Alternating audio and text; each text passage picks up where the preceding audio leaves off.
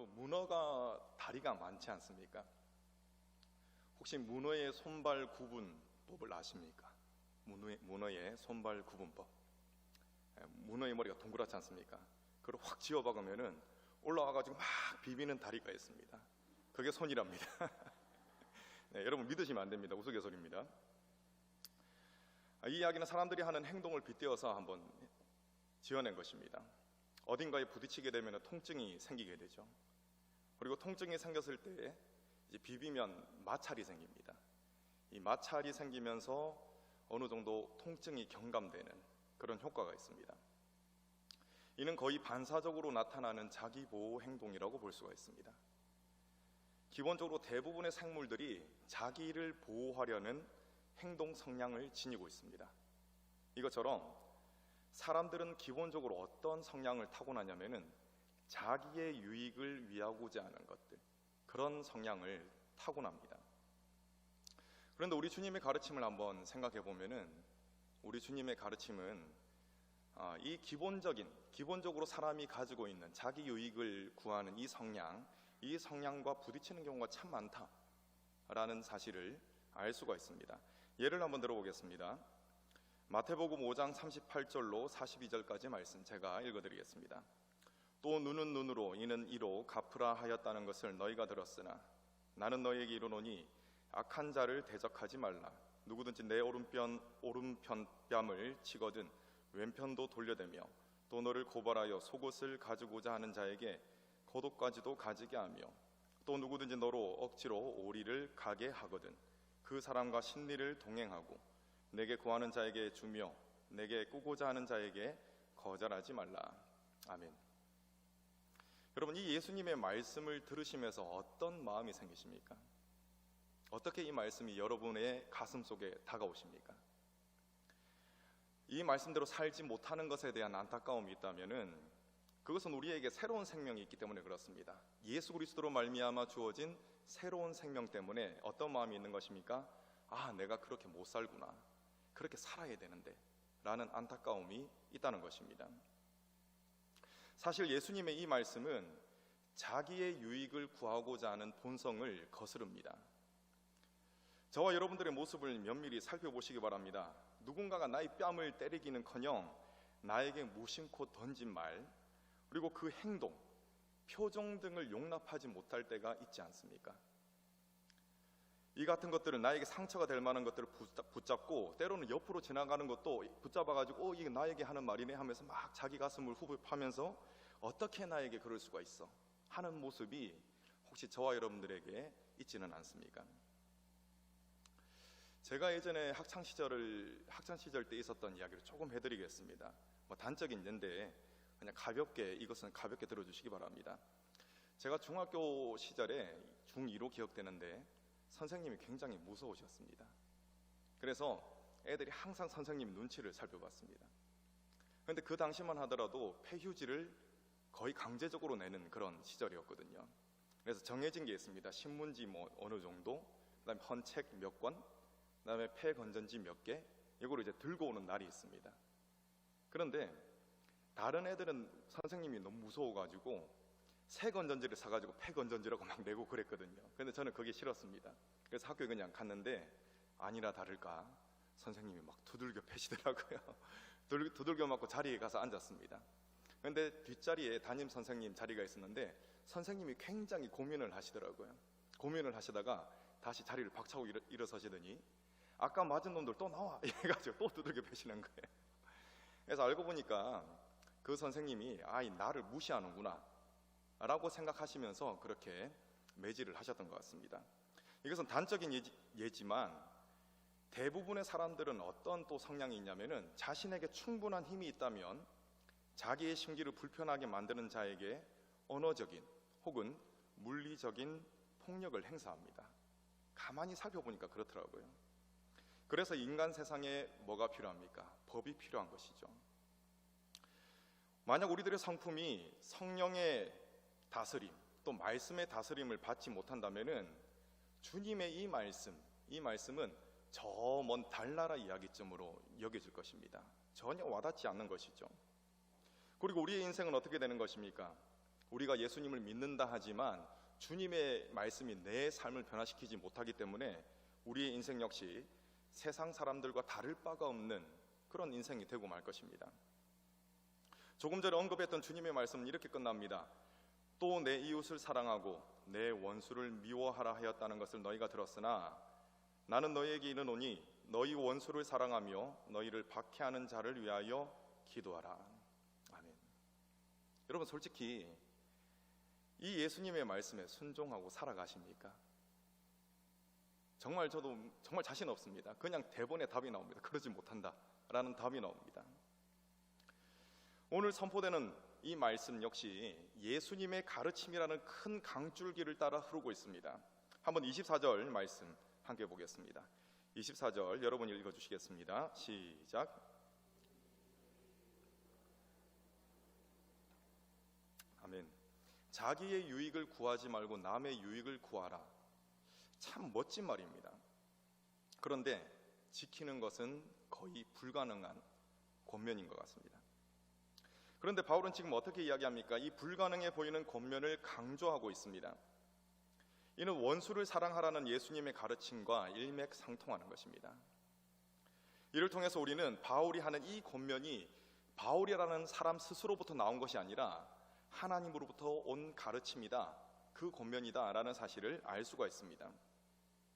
여러분, 앞서 말씀드렸다시피 남의 유익을 구하는 것은 정말 어렵습니다. 특히 상대방이 꼴 보기 싫은 사람이면 그것은 그냥 불가능합니다. 꼴도 보기 싫은데 어떻게 그 사람의 유익을 구할 수가 있겠습니까? 가면은 쓸 수는 있겠죠. 그런데 그렇게 하지는 못합니다. 여러분, 저는 주님의 이 말씀에 순종하기가 어려운 근본적인 이유가 있다고 생각합니다. 그렇다면 주님의 말씀에 순종하기가 왜 이토록 어려울까요? 순종해야 된다는 것은 아는데 왜 순종하기가 이토록 어려운 것일까? 그것은 바로 자유가 있기 때문에 그렇습니다.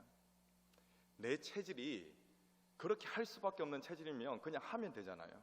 그런데 자유가 주어지기 때문에 그렇습니다. 그리고 자유를 사용하는 인격이 성숙하지 못하기 때문에 순종하기가 어려운 것입니다. 여러분, 사람들이 주로 무엇을 위해서 자유를 사용하는지 아시죠? 짧게 생각해도 금방 답이 나옵니다. 자기의 유익을 위해서 자유를 사용합니다. 즉, 자유가 있기 때문에 문제가 불거져 나오는 것이죠. 서로의 자유가 부딪히는 것입니다. 내 자유인데 네가 왜 참견하냐, 이렇게 부딪히는 것입니다. 이제 자유에 대해서 조금 더 깊이 생각을 해보겠습니다. 여러분, 어떤 것을 이제 따르게 만들려면은 사실상 이 자유를 통제하는 것이 가장 간편합니다. 북한이나 중국을 한번 생각해 보시기 바랍니다. 그곳에는 어떤 일이 일어나면은 이 당에서 어떻게 반응하냐면은 그냥 입 닫어 이런 식으로 이제 반응합니다. 그리고 그 국민들은 별다른 소리를 내지 못합니다. 이 나라들에서는 결코 다른 의견을 낼 수가 없습니다. 왜냐하면 숙청당하기 때문에 그렇죠. 그래서 단합되는 부분에 있어서는 타의 추종을 불허합니다. 그런데 여러분, 이점에서 질문을 한번 드려보겠습니다. 단결되는 거 좋지 않습니까?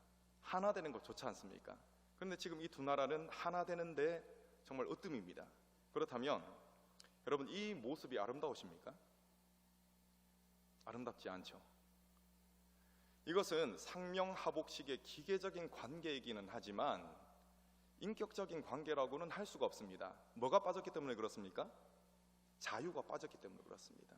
자유. 여러분, 하나님께서는 기계적인 응답을 요구하시는 것이 아닙니다. 그것이 아니라 자유가 주어진 인격 속에서 흘러나오는 긍정적인 응답을 기대하시는 것입니다. 그것이 바로 순종입니다. 하나님은 복종보다는 순종을 원하시는 것입니다. 하나님은 그분의 자녀들은 우리에게 주어진 자유를 활용해서 그분의 말씀을 순종할 때 그때 뛸 듯이 기뻐하시는 것입니다. 그러기에 하나님께서는 어떤 것을 주셨습니까? 우리에게 위험성이 다분히 있는 자유를 그것 때문에 주셨다는 것입니다. 이를 통해서 우리는 자유를 잘 사용하면은 풍성한 기쁨을 얻을 수 있다라는 것을 알 수 있습니다. 이제 자유를 잘못 사용한 예를 한번 들어보겠습니다. 여러분, 분명한 것은 자유는 하나님께서 우리에게 주신 축복입니다. 그런데 이를 잘못 사용하기 때문에 사회 곳곳에 파괴적인 열매들이 맺혀집니다.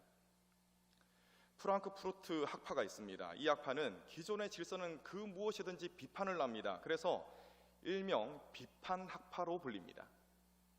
이 학파를 근간으로 해서 여러 좌파의 사상들이 뻗어져 나옵니다. 아무튼 이 학파는 기본적으로 기독교와 가부장제를 비판합니다.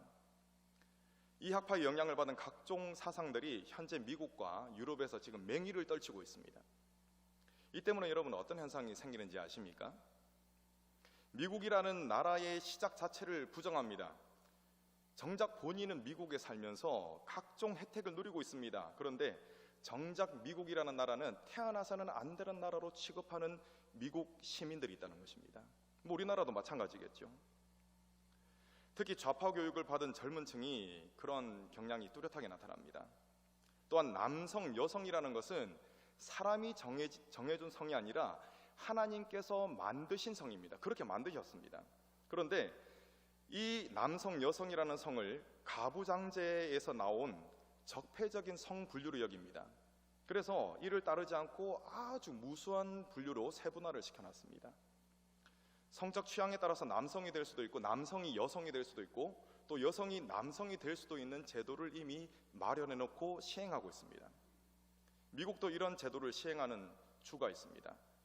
실제로 남자입니다. 생물학적인 남자인데 그 법을, 그 제도를 이용해 가지고 여자 화장실에 들어가고 또 여성 목욕탕에 들어가고 해가지고 난리가 났던 적이 있습니다. 불과 몇 달 전에 그런 일이 있었습니다. 여러분, 이와 같은 거짓말 같은 일이 지금 우리가 살아가고 있는 세상에서 벌어지고 있습니다. 그리고 또 미국에는 어떤 일이 있냐면은 메리 크리스마스라는 인사말을 금지하고 있습니다. 왜냐하면 다른 종교를 가진 사람들에게 불쾌감을 줄 수 있다는 것이고, 메리 크리스마스라고 한다면은 그것은 다른 종교를 가진 사람들을 차별하게 된다는 것입니다. 차별 금지 들어보셨죠? 그런 이유로 이 인사를 금하고 있습니다.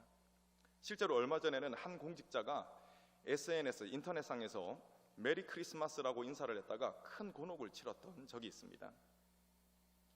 미국에서는 지금 메리 크리스마스 대신 해피 홀리데이 모두가 다 쓸 수 있는 거부감이 적은 말을 사용하고 있습니다. 여러분, 이것이 어디에서 일어나고 있는 일이라고 했습니까? 자유의 상징인 미국에서 실제로 일어나고 있는 것입니다. 자유가 주어졌습니다. 그런데 그 자유를 지금 어떻게 사용하고 있습니까? 하나님의 뜻에 반하는 일을 위해서 사용하고 있는 것입니다. 그것도 혼신의 힘을 다해서 그렇게 사용하고 있습니다. 그러니 참 안타까운 것이죠. 여러분, 이것은 자유를 잘못 사용한 면의 그 어두운 부분이라고 할 수가 있습니다. 지금까지 제가 짧게 말씀을 드렸는데 자유는 양날의 검과 같습니다. 자유를 하나님의 뜻에 따라서 책임감을 가지고 사용하면은 개인의 인생과 사회가 사랑과 기쁨으로 풍성해집니다. 그런데 그것을 자신의 유익과 편안함, 자신의 주장을 위해서 사용하게 된다면 서로 비판하고 정죄하는 그러한 파괴적인 결과를 낳게 된다는 것입니다. 여러분, 원래 우리들은 어떤 존재들이었습니까? 솔직히 표현을 하자면은 우리들은 파괴적인 결과를 낳는 방종을 일삼는 죄인들이었습니다. 죄악을 범하는 것 외에는 다른 것을 할 수 없는 존재였습니다. 그러나 예수 그리스도의 죽으심과 부활을 통해서 또 그것을 믿는 믿음을 통해서 우리는 죄의 세력에서 벗어났습니다. 나아가서 무엇을 얻게 됐냐면은 자유를 얻게 된 것입니다. 그리고 자유를 어떻게 사용해야 되는가라는 방법까지도 알게 된 것입니다. 여러분, 이뿐만 아닙니다. 참된 자유 사용법을 따를 수 있는 능력이 있어야 되잖아요. 또 그 능력을 성령으로부터 얻게 된 사람이 바로 누구입니까? 그 사람이 바로 그리스도인인 것입니다. 그렇다면 여러분, 사도 바울이 지금 말하고 있는 그리스도인의 자유 사용법은 어떤 것일까요? 우리가 이미 읽었습니다. 24절 한 번 더 여러분 읽어주시겠습니다. 시작.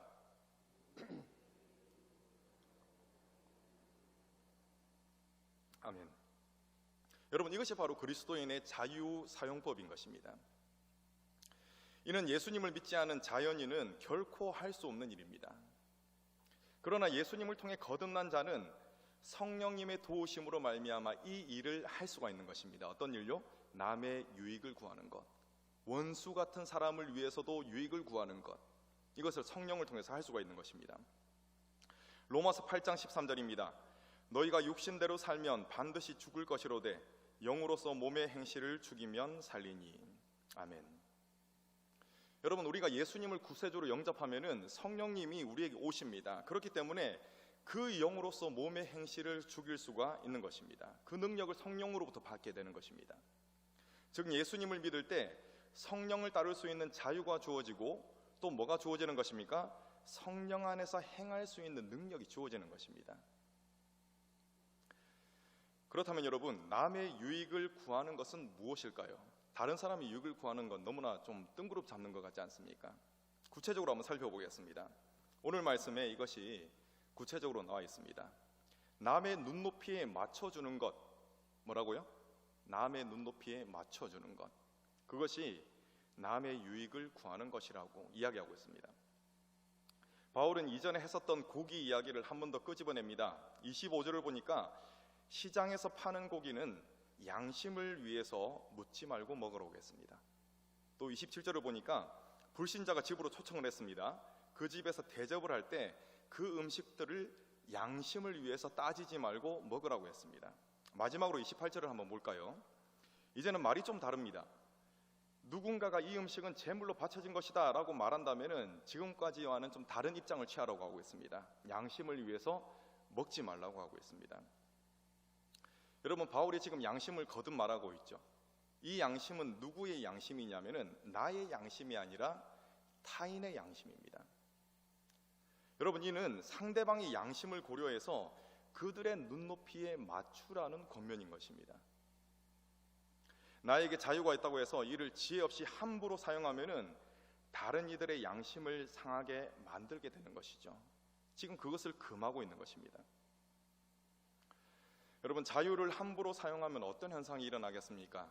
물론 많은 현상들이 일어나겠죠. 그런데 지금 바울이 이야기하는 부분을 살펴보면은 32절에서 언급하는 것처럼 걸림돌이 됩니다. 사람들의 걸림돌이 되고 교회의 걸림돌이 된다는 것입니다. 여러분, 그렇다면 왜 교회의 걸림돌이 되는 것, 이렇게 걸림돌이 되는 것을 왜 길을 쓰면서까지 피해야 하겠습니까? 그것은 바로 교회가 그리스도를 머리로 삼은 그리스도의 몸이기 때문에 그렇습니다. 나의 자유로 말미암아, 무분별한 이 자유의 누림으로 말미암아 교회가 분열하게 되고, 또 나의 자유의 이 남용으로 말미암아 교회가 욕을 먹게 된다면은 결국 어떤 일이 일어나는 것입니까? 하나님의 영광을 가리는 일이 일어나는 것입니다. 이를 피하기 위해서 교회의 걸림돌이 되어서는 안 된다는 것이죠. 여러분, 저녁에 조금 불결한 말씀을 드려서 죄송한데 똥인지 된장인지는 꼭 찍어서 먹어봐야 아는 것이 아닙니다. 그냥 살펴보면 아는 것입니다. 하나님께서는 믿는 자들에게 분별할 수 있는 지혜를 주십니다. 우리가 몰라서 안 지키는 것 아니잖아요. 하나님께서 분명히 분별력을 주십니다. 근데 내가 그것에 이제 복종하지 않는 것이죠. 순종하지 않는 것이죠. 여러분, 믿는 자는 어떤 자들입니까? 1차원적으로 이야기를 하자면은 교회의 구성원들입니다. 그리고 교회는 그리스도의 몸이므로 믿는 자가 곧 그리스도의 몸을 이루고 있다라고 말할 수가 있습니다. 여러분, 옆에 계신 분에게 이렇게 말씀하시기 바랍니다. 당신은 그리스도의 몸입니다. 아멘. 한 번 더 이야기합시다. 그리스도의 몸답게 사시죠? 네, 감사합니다. 네, 아멘이라고 대답하셨을 줄로 믿습니다. 여러분, 주님의 몸된 교회가 된 사람들 가운데서 문제가 생기면 교회 전체가 어려워집니다. 그리고 성령님이 근심하게 되는 일이 생기는 것이죠. 그러므로 자기 유익을 구하고자 하는 이것을 본성이라고 말씀을 드렸죠.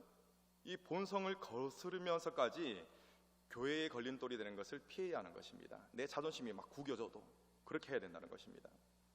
여러분, 몸의 경우는 어떻습니까? 한 부분이 망가지면 그것만 망가지고 끝나는 것이 아닙니다. 그 주변에 있는 부분에 문제가 생기고 또 연관이 있는 부분에는 반드시 무리가 따르기 마련입니다. 그 상태가 방치되면 어떻게 될까요? 더 큰 병을 얻게 되는 것이죠. 여러분, 몸 전체를 건강하게 만들어가는 일을 위해서 여러분들은 모르시겠지만 지금 신체의 각 기관이 원활히 협력하고 있습니다. 그리고 신체의 이 각 기관의 원활한 협력이 있을 때 활력 있는 생활을 할 수가 있는 것이죠. 이와 마찬가지로 주님의 몸된 교회를 구성하고 있는 한 사람 한 사람이 믿음으로 성숙해서 남의 유익을 구할 때 비로소 어떤 교회가 세워지는 것입니까? 활력 있고 능력 있는 교회를 세울 수가 있는 것입니다. 내가 건강하고 활력 있는 교회를 세우는 것에 일조할 때 그때 비로소 나는 어떤 자가 되는 것이죠?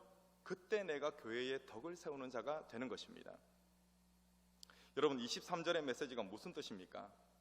제가 방금 말씀드린 바와 같이 덕을 세우되 특별히 교회의 덕을 세우라는 말씀입니다. 그리고 언제 교회의 덕을 세울 수 있다고 말씀드렸습니까? 지금까지 계속 반복적으로 말씀드린 부분입니다. 남의 유익을 구할 때 교회의 덕을 세울 수가 있다고 그랬습니다. 여러분, 나라가 부강해야 국민이 행복하듯이 교회가 건강해야 성도가 행복할 수 있습니다. 또 교회가 건강하고 성도가 행복할 때 비로소 교회가 세상의 소금과 빛의 역할을 능력 있게 감당할 수가 있는 것입니다. 생기 있고 건강한 몸이 아름답듯이 건강한 교회가 하나님 보시기에 아름다울 것입니다. 우리 조암교회가 하나님 보시기에 아름다운 교회가 되도록 교회의 덕을 세우는 저와 여러분 되시기를 간절히 축원합니다. 이제 교회의 덕을 세우기 위해서 조금 더 구체적인 방안을 살펴보겠습니다. 어떤 방법을 사용해야 되냐면요, 믿음 안에서 불편함을 감수할 수 있어야 합니다. 한 번 더 말씀드리겠습니다. 믿음 안에서 불편함을 감수할 수 있어야 합니다. 여기 이제 기아에 다니시는 장로님도 계시고 권사님도 계시는데 제가 번데기 앞에서 주름 잡는 것 같아서 조금 그런데 아무튼 이야기를 하겠습니다. 차에 대해서는 잘 모르지만 이야기를 하겠습니다. 차는 충격을 받았을 때 찌그러지도록 설계가 되어 있습니다. 찌그러지면서 충격이 흡수된다고 합니다. 만약 이 차들이 탱크처럼 단단하다면 어떻게 되겠습니까? 한번 생각해 보십시오.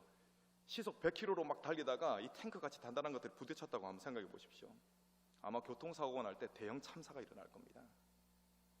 탑승한 사람은 사고 발생 시 생기는 충격파로 인해서 크게 다치든지 아니면 사망하게 될 것입니다. 그리고 2차 추돌도 있지 않습니까? 2차 추돌로 인해서 그 주변이 초토화될 가능성이 있습니다. 전쟁 중에는 탱크가 포탄에 맞는 일들이 종종 일어납니다. 이때 탱크는 멀쩡해요. 그런데 그 안에 있는 탑승자는 어떻게 되는지 여러분 아십니까? 제가 구체적인 설명은 안 하겠습니다. 그냥 한 문장으로 이야기하자면은 장기와 피부가 다 터져서 죽습니다. 그래서 이 탱크 안에 있는 사람들은 특수 제작된, 그러니까 시체를 잘 이렇게 수거할 수 있는 그 목적으로 만들어진 특수 제작된 옷을 입고 있습니다. 그래서 지금도 어떤 연구를 하냐면은 포격을 받았을 때 발생하는 충격파를 감쇄시키는 연구, 그 연구를 지금도 계속하고 있습니다. 아무튼 여러분, 조금 갑작스럽긴 하지만 우리 인생을 한번 생각해 보시기 바랍니다. 우리의 인생 가운데 발생하는 충격파가 얼마나 많이 있습니까? 얼마나 많은 충격들을 받고 살아갑니까? 대부분의 충격파는 왜 발생합니까, 여러분? 자기 유익을 구하며 서로 부딪힐 때 충격파가 발생하는 것입니다. 그 충격파가 크면은 전쟁이 되는 것이고 작으면은 개인 간의 다툼이 되는 것입니다. 여러분, 하나님께서는 이처럼 충격파가 가득 차 있는 이 세상 가운데 완충제 역할을 하는 자들을 찾고 계십니다. 그렇다면 어떻게 완충제 역할을 감당할 수가 있겠습니까? 그리스도인으로서 양심을 따르고 또 다른 이들의 눈높이를 맞출 때 완충제로서의 역할을 감당할 수 있다는 것입니다. 여러분, 누군가에게 맞춰준다는 것은 왠지 내가 지는 것 같고 모양새가 빠지는 것 같습니다. 그래서 정말 그러기가 싫습니다. 또 때에 따라서는 매우 심각한 불편함이 뒤따릅니다. 그러나 이 불편함을 감수할 때, 그것도 믿음 안에서 감수할 때 충격파가, 삶의 충격파가 약해지는 것입니다. 하나님은 이런 자들을 찾으신다는 것이죠. 여러분들은 그리스도인들이십니까?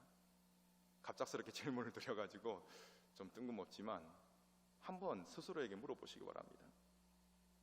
여러분들이 그리스도인이시라면은 여러분들에게는 더욱 넓은 범위의 자유가 주어졌습니다. 이는 남의 유익을 구할 수 있는 자유이며 덕을 세울 수 있는 자유입니다.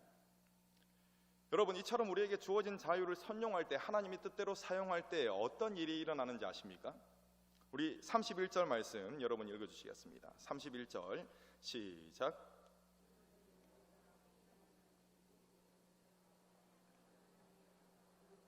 아멘. 결론적으로 말씀을 드리자면 자유를 선용할 때에야 비로소 하나님께 영광 돌리는 삶을 살 수가 있다는 것입니다. 나를 위해서 사용하는 것이 아니라 하나님의 뜻대로 그 자유를 사용할 때 하나님이 기뻐하시는 것이고, 그때 지극히 높은 영광을 받으신다는 것이죠. 주님께서 우리에게 주신 자유를 주님의 뜻대로 사용한다면 이 충격파가 넘치는 세상, 이 세상 속에서 완충제의 역할을 감당하게 될 것입니다. 그리고 나를 통해서 위로받는 자들이 하나 둘씩 생기게 될 것입니다. 이때 다음과 같은 고백을 하는 사람들이 생겨나지 않겠습니까? 당신이 믿는 하나님, 그 하나님을 나도 믿고 싶습니다. 이렇게 말입니다. 우리 오늘 말씀 잠시만요. 33절 말씀, 33절 함께 읽겠습니다. 시작. 나와 같이 모든 일에 모든 사람을 기쁘게 하여 자신의 유익을 구하지 아니하고 많은 사람의 유익을 구하여 그들로 구원을 받게 하라. 아멘. 그들로 구원을 받게 하라 라고 했습니다. 무엇을 통해서요? 나의 참된 자유 사용을 통해서 그렇게 하라는 것입니다. 여러분, 하나님께서 우리들에게 주신 이 자유를 그리스도인답게 사용하셔서 하나님께 영광 돌리는 인생들이 되시기를 간절히 축원합니다.